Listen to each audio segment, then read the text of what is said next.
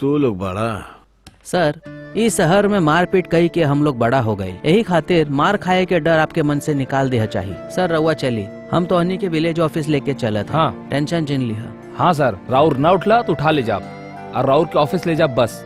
अब रउआ आप ही बतावा का करे के बाद। साथे चलबा? हाँ चलब। तब फिर हम चलब।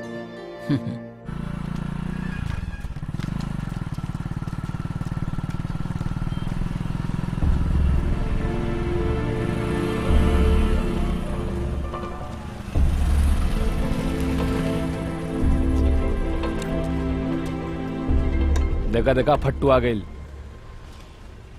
हमने को वापस चलनी का? रहुआ आप ऑफिस में चलिए। हाँ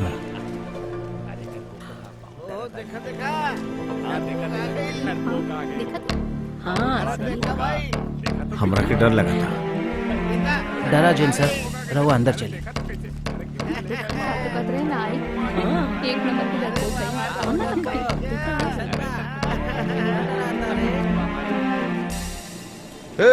सुना, तुहार पवित्र सर ना समझे और इस सुरेंदर काम कर दिया।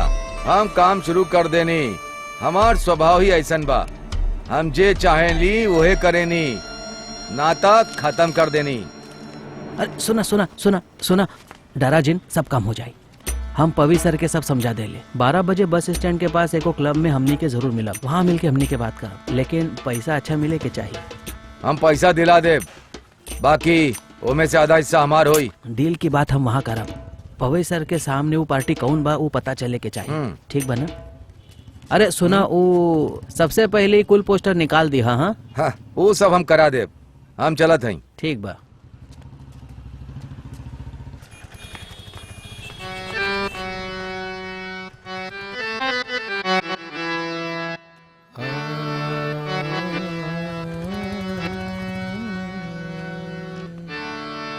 कैमरा नहीं ना भाई, वैसे हो भी तो हमरा के कोनो फर्क ना पड़त, काम होके के चाहिए। तब पवित्र जी, आप काहे ऐसा शो करता ही? हमार काम करा के और सर यहाँ क्या बैठ गए? तो ये काम रउआ ही करवौले रहले। कंफर्म है। राजम्मा, ये क्या करता रहा? तू पोस्टर छपवाई ला। अरे अरे छोड़ा करा के पोस्टर छपवाई काम का दाव छोड़ो। अरे छोड़ दा भाइयों करा के। अरे धमकी दे, दादागिरी करब तू तो धमकी देबा। अरे मत मारा भाई, छोड़ दा। तोके तो ना छोड़िला। अरे राजम्मा, याहू छोड़ दा करा के। धमकी दे राजम्मा छोड़ दा। सर अब राउर बारी। नहीं, चला चल निकला तू। मारा न करा के।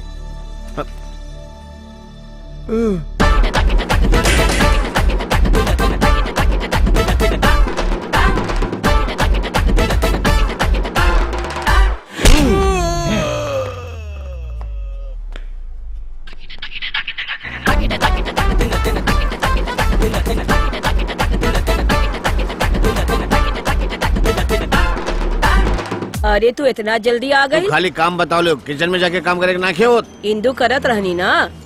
खाली इंदुआ खाना खाई का? हाँ। बिना धोले सब्जी मत पकाइया, बीमारी फैल जाली। ठीक बा सर जी। सर जी नहीं पवी, ये हमार नाव बा, समझ लू।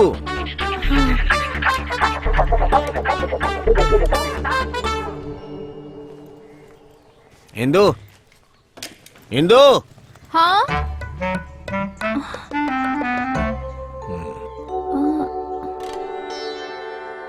बंद कर बानी। चाय ले आई। दरवाजा बंद कर बानी।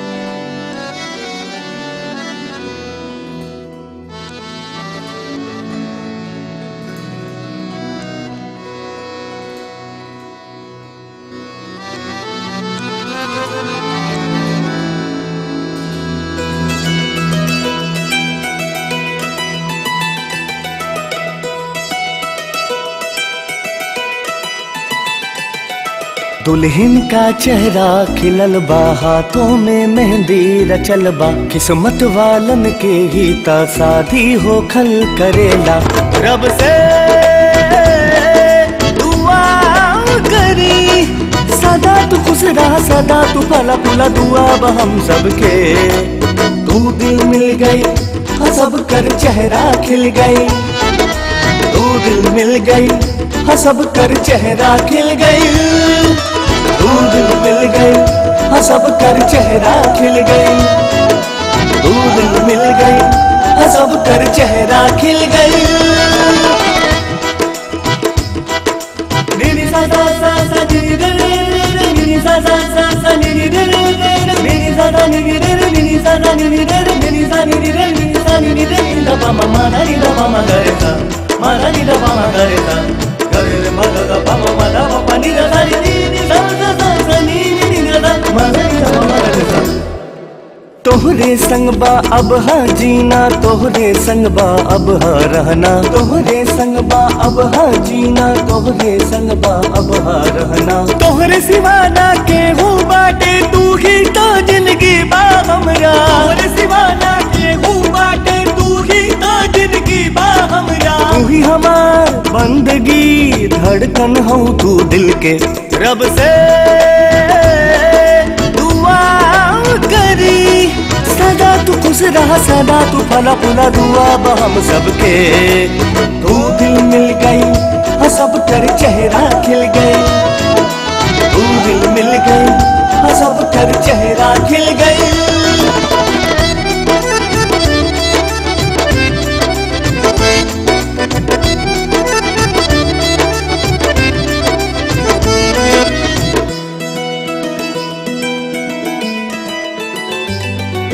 तोहके जब ना देखी हमका दिलवा हमरा तड़पेला, तोहके जब ना देखी हमका दिलवा हमरा तड़पेला। तोहके चाहिला हर पल, तू ही हमारी जिंदगी मारू, तोहके चाहिला हर पल, तू ही हमारी जिंदगी मारू। तोरे संग ही चले के बा हमरा ता बस यही कहना, रब से दुआ करी सदा तू खुश रहा, सदा तू फला फूला, दुआ बा हम सबके। तू दिल मिल गई हाँ सब कर चेहरा खिल गए, तू दिल मिल गई हाँ सब कर चेहरा खिल गए।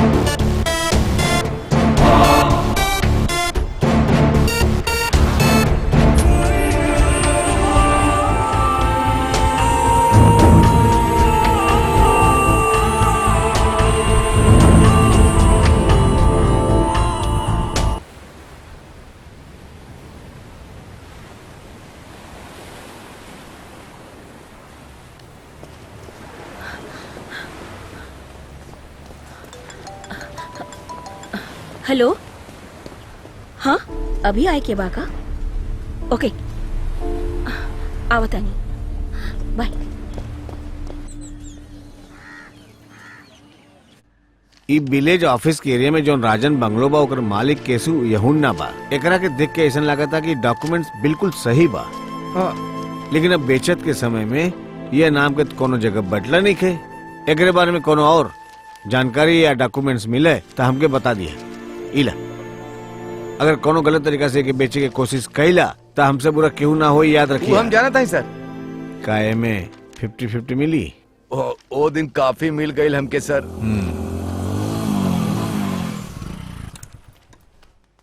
पवी सर। हाँ, और कोनो भी सबूत खाते तो हमरा से मत कहिया। ई काम हम इनके दे चुकल बानी। वो सब हम करब। हाँ हाँ। हाँ एक मिनट यहाँ आवा ना। हाँ। यहाँ तो आवा। अरे का बा सर एगो बात बोले के हम। का बात बा? सर रवा बिल्कुल भी टेंशन ना ली, खुशखबरी बा सर, आज आप बाप बन गईले। हे भगवान, का हो गई? हाँ सर का ई बात सच बा? सच है। का भइल सर? का भइल?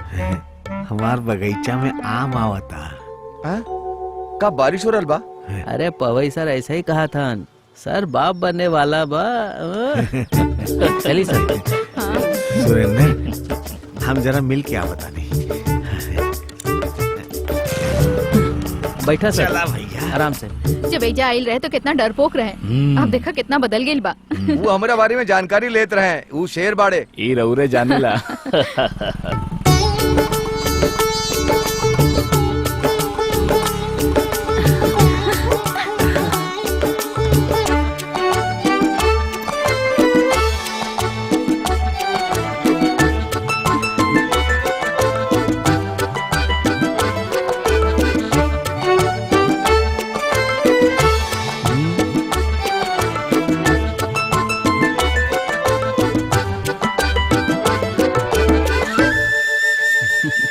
थैंक्स।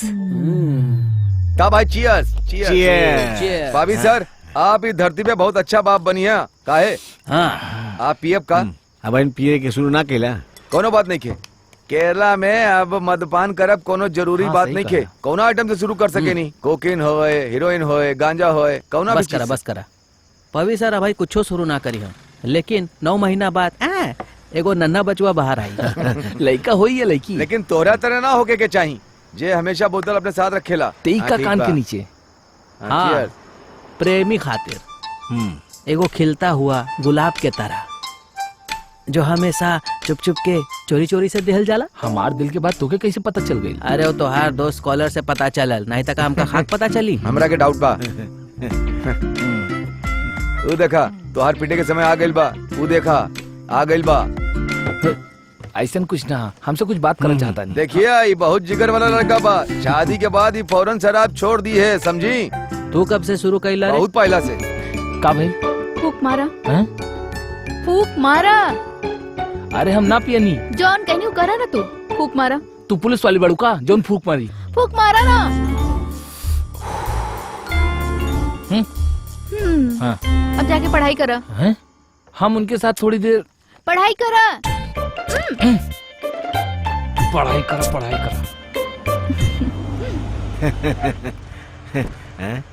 See you tomorrow. ओके। राजम्मा कहाँ जात पड़ा?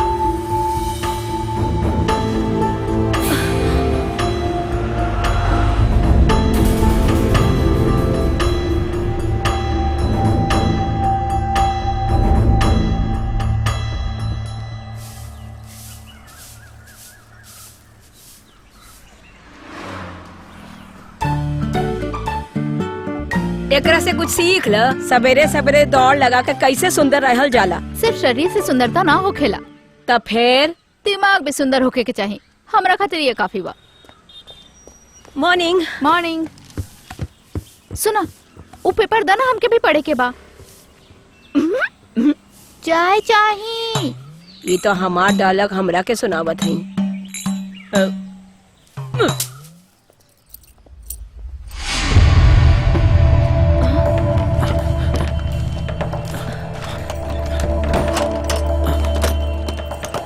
हे भगवान, वो बहुत जल्दी आ गई।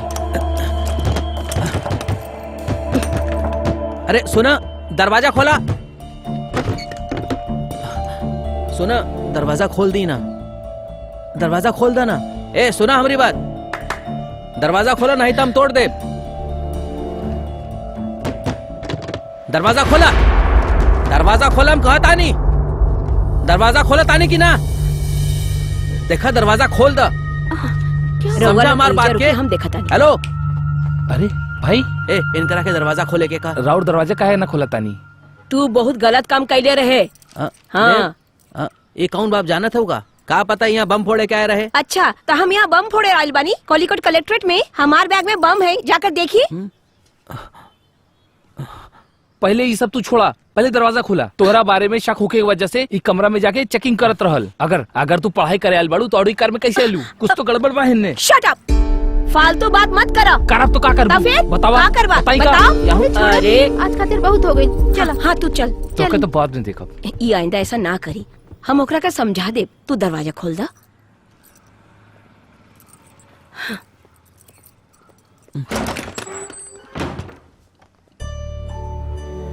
पैसे की जरूरत के खातिर हम तोहरा से कोनो डिटेल भी नहीं मांगले और तोहरा के यहाँ रही दिया। हम तोहरे बारे में कुछो नहीं जानत, लेकिन फिर भी हर रोज अखबार में नई नई लड़की के बारे में खबर आवत है। लेकिन तू एक ऐसन लड़की बा जो सुरक्षित जगह पर रहत बाड़ू और तू भी अब इस घर के एगो हिस्सा बन गई बाड़ू। तो यही खातिर तो हमारी जिम्मेदारी बन गई है और तुहार सुरक्षा की हमारी भी जिम्मेदारी बनत हो। और अगर तोहरा के कुछ हो जाए तो जवाब तो हम ही के दे के पड़ी ना। देव तू समझावा का।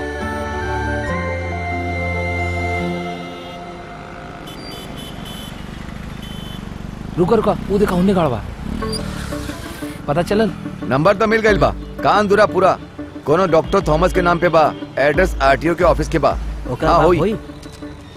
Doctor Thomas Jacob, rose garden, house number 11, Shri Ram colony, Karanam. तू वो जगह जाना था? हम देख के ही नहीं है। तावा हमारे संग। चला।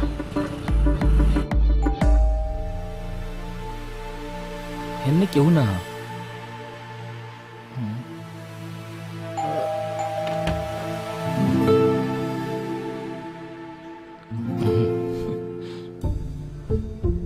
चलो।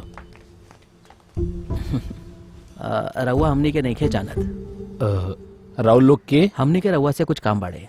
सॉरी, हमरे लगे टाइम नहीं कि हम बाहर जाता नहीं, बस 5 मिनट लगी। इट्स ओके, आवा आवा आवा अब बोला। ये बतावा तो हर शरीर से का संबंध बा? वो हमरे यहाँ काहे रुकल बिया और वो का करे के चाहते हैं? ओहो, ये बात है। हाँ। फालतू बात हमके ना करे के बा। तू लोग जा यहाँ से, चला जा। हाँ हाँ। तेरी तो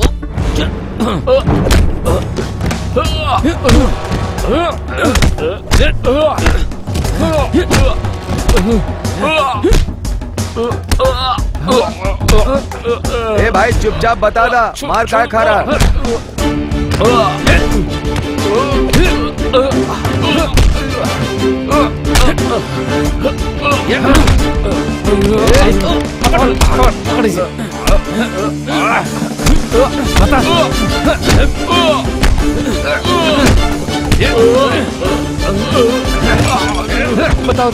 बताओ तानी। रुका रुका रुका रुका रुका, बता दा। इला पानी पीला।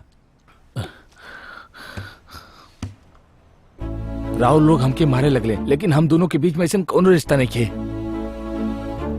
ये बात पहले बतावे के चाहे ना। किशोर इंजीनियरिंग कॉलेज में हम दोनों संगे पढ़त रहनी। स्टूडेंट यूनियन पार्टी में हम पहली बार मिलल रहनी, तब हमार पहचान हो गई और हम बहुत अच्छे दोस्त बन गए नी।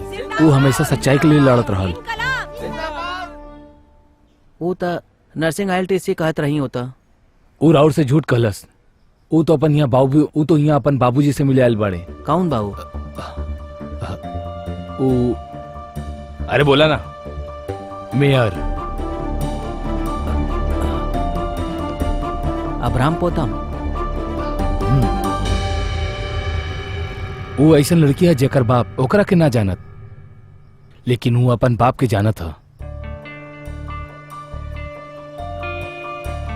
इंजीनियरिंग खत्म होके के बाद वो हमरा से बात कैलस और हमरा के बतौलस कि वो अब्राहम पोतम से मिलल चाहला।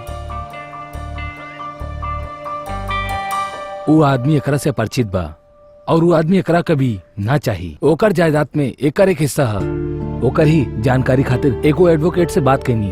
एडवोकेट सैम फिलिप, नाम सुन ले होकबा। वो हमार परिचित के बाड़े। पहले जाके हम उनसे बात करनी। ABI क्रिश्चियन कम्युनिटी के नियम के मुताबिक पिता के जायदाद बच्चे के ही मिले के चाहिए। वो लिजी टाइम बा या अनलिजिल टाइम हो, एकरा हिसाब से शादी कैले होके या ना कैले होके सिचुएशन पूरा पक्का होके के चाहिए। केस फाइल करे के चाहिए अंकल। ओकरा सामने केवल यही ऑप्शन बा। हम सोचा तानी, हम ओकरा के जरूर बताई। उस शादी की रात हम सिरिल के लेके गए रहली, उहे वकील से मिलावे खातिर। वही सिलसिले में बात करे गए रहनी और आज भी हम ओकरा के वकील से मिलावे गए रहनी। अब्राहम पोतम के केस के जीते खातिर ई लड़की ऊ जायदाद के पाई ई बहुत मुश्किल बा।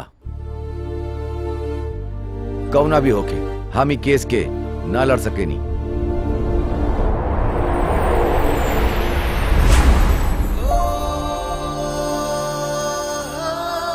बहुत साल पहले अब्राहम पोटाम का वायनाड में एगो रिसोर्ट रहल। पोटान की मेहरारू सिसिली एगो कार एक्सीडेंट में मर गेल रहे। अपन पत्नी के मौत के गम के भुलाए खातिर पोटन हमेशा पियत रहला। पोटन एक दिन चर्च अइला। चर्च में हमार माई गाना गावत रहनी। हमार माई के नाम रहे मैरी। हमार बाबूजी के मौत के बाद हमार माई एहिजा रहनी। माई के आर्थिक हालत ठीक न रहे, एहे खातिर फादर पोटान से कह के हमरा माई के रिसोर्ट में काम देला देनी। और फिर हमार माई उ रिसोर्ट के रिसेप्शनिस्ट बन गई नी।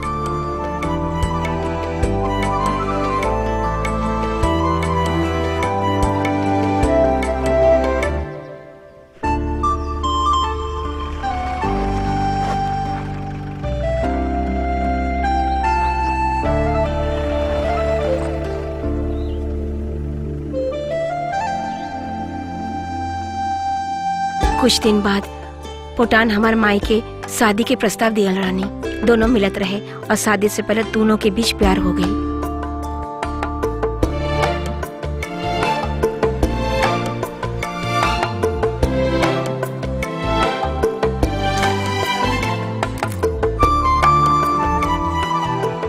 लेकिन वो धोखा रहे। कुछ दिन बाद पोटान केहू के बताए बगैर वो रिसोर्ट बेच के चल गईला। उ वक्त हमार माई गर्भवती रही। हम पैदा होवे के रही। हमार माई में उ क्षमता ना रहे कि वो हमरा के पाल सके। एकरा खातिर हमरा के अनाथ आश्रम में डाल दिया और अपन पेट पाले खातिर ओहिजा नौकरानी बन गए।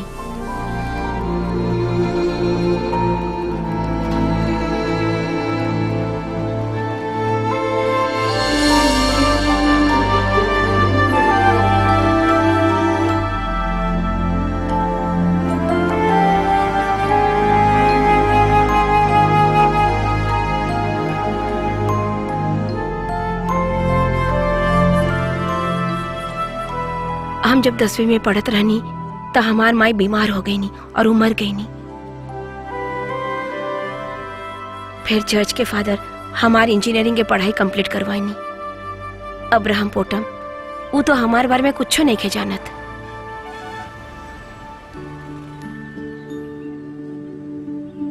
बात के जाने बिना हम जौन हरकत कैले हा ओके खातिर सॉरी। अरे तू सॉरी मत बोला। सॉरी तो हमरा बोले के चाहिए। तू हमार पहचान के जाने चाहत रहनी ना। इंदू ठीके कहत रहनी, बहुत बड़ खिलाड़ी बाई। एगो आदमी रहल जे सिरिल के माँ के विश्वास दिलाकर बहुत बड़ा धोखा देलस। जब तू हमरा के ऐसा बात बताउले त सबसे पहले हमनी के हमरे भाई की याद आ गई। माई जब गुजरी त उस वक्त हमार उम्र 10 साल रहल। सब लोगन मिल के एगो फैसला ले ले, लेकिन हम कहले कि हम यहाँ रहब। का सोचकर कहले पता ना। घर में केहू ना रहे तो अनाथालय लागेला।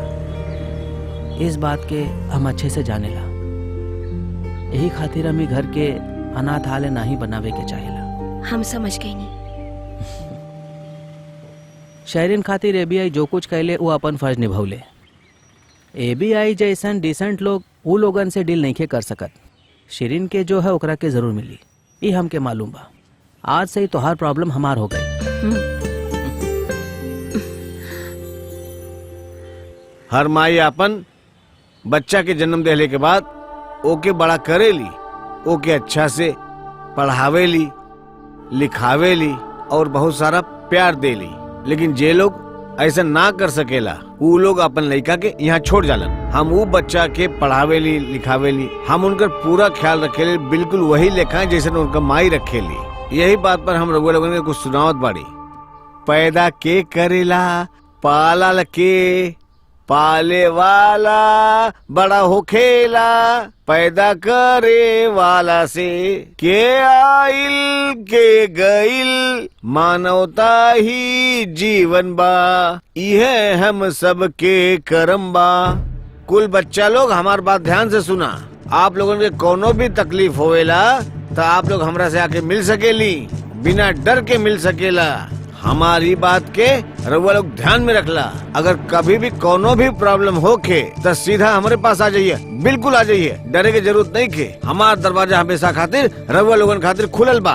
चाहे वो दिन होके चाहे वो रात होके, बिना डर के रउआ लोग हमसे आके मिली हम आप लोगन के सहायता करब। हम बैठले बानी रउआ लोगन के खातिर। हमारी यह कर्तव्य बा।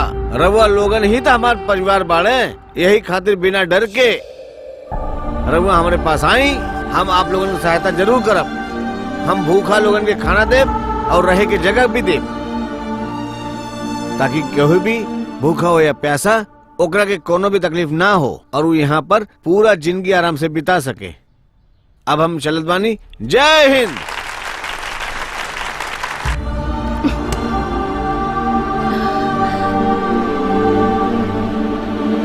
नमस्ते। नमस्ते। नमस्ते। नमस्कार।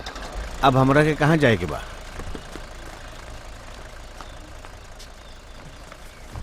जल्दी चला। जी।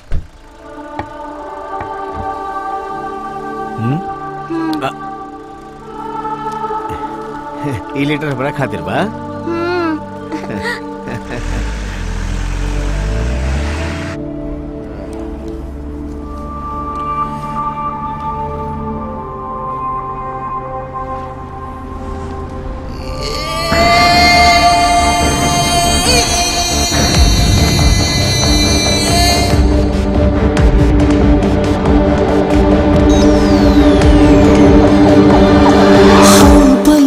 का खूब रहल याद आवेला, तोरे संग जो भी तल रहे याद आवेले। भूली चाही ना हम तब सतावेला हमें। याद याद तोहरा ही याद, रई रई रक्का कदर रक्का, रई रई रक्का कदर रक्का।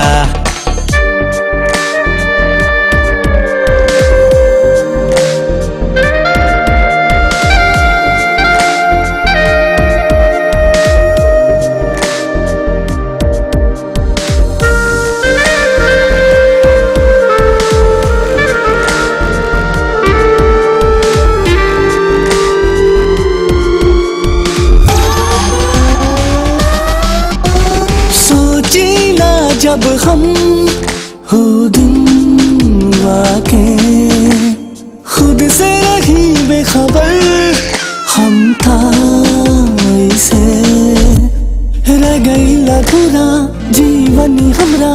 बोले से कबो ना भूले, कब खुशी कबो गम्बा मिलत रहे हमके।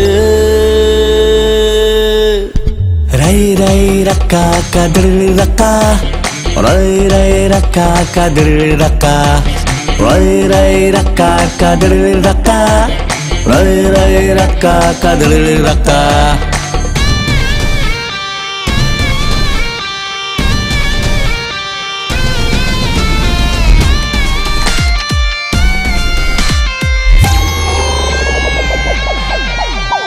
जीवन में हमके चलत ही रह के, जानी ना कब ना मोड़ रुके के पड़े हमें। जानल पहचानल कबो भी हमके केहू मिल जाए हमके।